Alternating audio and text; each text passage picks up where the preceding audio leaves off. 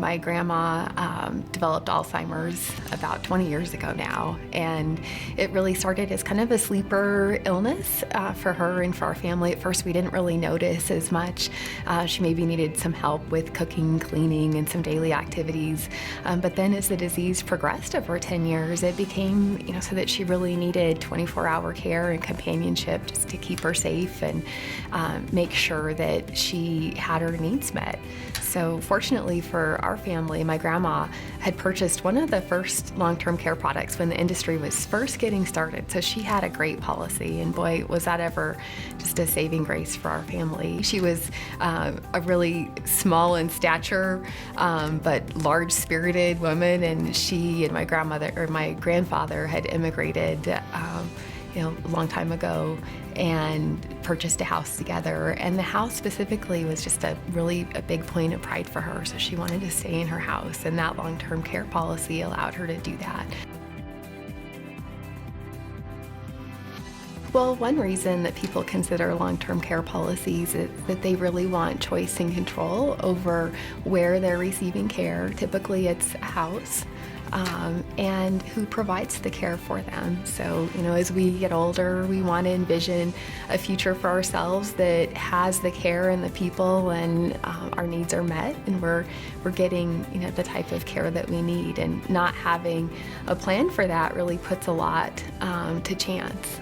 One of the reasons that folks are really concerned about it is that healthcare costs are rising faster than most things in our economy, and we sort of instinctively know that these costs will be large.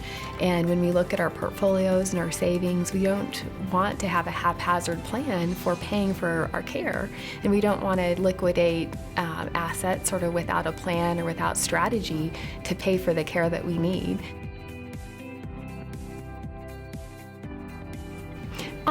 It's really a partnership. It's a conversation. It's a chance for me to ask questions and really understand what your biggest concerns and needs, what your fears are, what your goals are, and what type of plan will help you feel most confident. It's really different for everyone. So after we've had that conversation, I'll take a look and independently evaluate the different things that are available. We'll look together.